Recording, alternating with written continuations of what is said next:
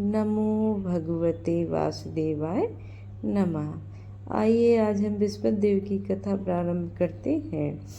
प्राचीन समय की बात है। एक छोटे से गांव में जो हरे भरे खेतों और एक शांत नदी के किनारे बसा हुआ था, उसमें एक अत्यंत गरीब ब्राह्मण अपनी पुत्री के साथ रहता था। ब्राह्मण अत्यंत विद्वान था, परंतु भाग्य उसका कोई भी साथ नहीं दे रही थी।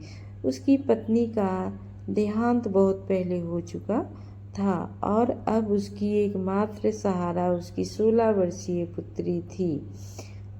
उस कन्या का नाम गौरी था। गौरी अत्यंत सरल, सुशील और ईश्वर भक्त थी। यद्यपि घर में धन की बहुत कमी थी, परंतु उसके हृदय में अपार श्रद्धा दिखाई देती थी।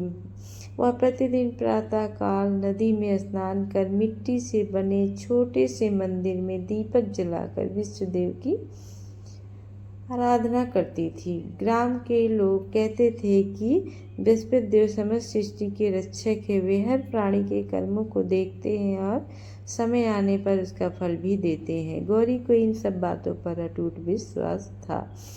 कठिन परीक्षा का समय भी आ गया। एक वर्ष ऐसा आया जब गांव में भयंकर अकाल पड़ा।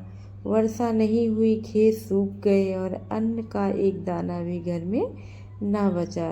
ब्राह्मण पिता दिन भर भिक्षा मांगते, परंतु गांव में उसकी स्थिति दयनीय थी और कई दिन ऐसे बीत जाते जब पिता पुत्री ने केवल जल पीकर ही रात बिता दी। एक दिन पिता अत्यंत निराश होकर बोले, बेटी, अब मैं तुम्हें सुख नहीं दे सकता। शायद तुम्हें किसी धनी के घर में दासी बनकर जीवन यापन करना पड़ेगा। गौरी ने शांत स्वर में उत्तर दिया, पिताजी, चिंता मत कीजिए। हमारे रक्षक बृहस्पति देव हैं, वे अवश्य हमारी सहायता करेंगे। उस दिन गौरी बिना अन्न बिना जल के उपवास रखा और फिर मंदिर में दीप जलाया और प्रार्थना की, हे बृहस्पति देव स्वामी, यदि मेरी भक्ति में शक्ति है तो और सच्ची है और मेरी सच्ची भावना है तो कृपया कर मेरे पिताजी के कष्ट दूर कीजिए।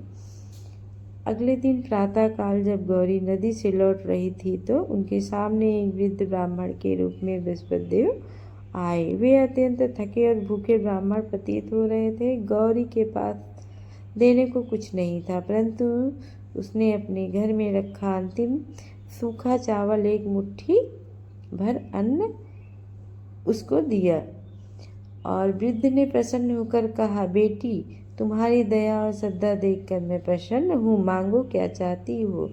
गौरी ने विनम्रता से उत्तर दिया, मुझे अपने लिए कुछ नहीं चाहिए, बस मेरे पिता के कष्टों को दूर कर दीजिए। वृद्ध मुस्कुराए। उसी क्षण उनके शरीर से दिव्य प्रकाश प्रकट हुआ। गौरी ने आश्चर्य से देखा कि वे कोई साधारण ब्राह्मण नहीं, स्वयं बृहस्पति देव थे। वे बोले, बेटी, तुम्हारी निस्वार्थ भक्ति ने मुझे प्रसन्न किया। आज से तुम्हारे घर में कभी अन्न धन की कोई कमी नहीं होगी। यह कहकर वे अंतर्ध्यान हो गए। गौरी जब घर लौटी तो उसका घर धन धान से भरपूर था और सब कुछ उसके घर में भरा हुआ था उनकी कृपा से।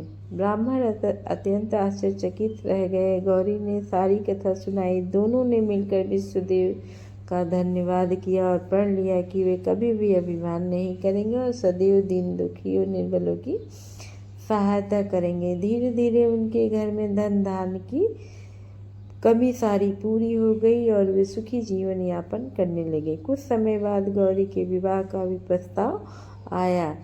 राज्य के एक राजकुमार ने गौरी की सुंदरता और गुणों के बारे में सुना। वह स्वयं साधारण भेष में आया और गौरी के विवाह के लिए उसे चुना। उसकी सरलता और सेवा भाव से प्रभावित होकर उनका विवाह संपन्न हो गया। गौरी ने राजमहल में जाकर भी अपनी भक्ति और दया का भावना नहीं छोड़ा। वह महल में प्रतिदिन विष्णुदेव की पूजा करती और निर्धन को अन्नदान करती। राजमहल में कुछ लोगों का यह सब पसंद नहीं आया। कुछ दुष्ट मंत्री राजा के कान भरने शुरू कर दिए और गौरी को परेशान करने लगे। गौरी ने शांत स्वर में कहा, मैं जो कुछ भी करती हूँ बृहस्पति देव की कृपा से ही करती हूँ। यदि आपको संदेह है तो मैं सब त्याग कर पुनः साधारण जीवन यापन करने लगूंगी। उसी रात राजा को स्वप्न भी आया कि बृहस्पति देव के दर्शन हुए। उन्होंने कहा, राजन, गौरी मेरी अनन्य भक्त है, उसका अपमान करना उचित नहीं है। राजा घबराकर उठे और तुरंत गौरी से क्षमा मांगी। दुष्ट मंत्री को दंड भी दिया। गौरी और राजकुमार ने मिलकर राज्य में धर्म और न्याय की स्थापना की।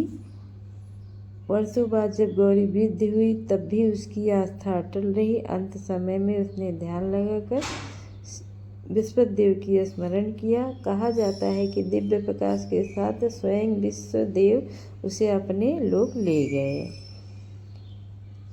जो श्रद्धा से इस कथा को सुनता है या पढ़ता है उसके जीवन से भी कष्ट दूर हो जाते हैं और सुख समृद्धि से उसका घर भर जाता है। अब हमारी कथा का समापन हो गया और इसी के साथ हम सभी बृहस्पति देव का नमन करते हैं।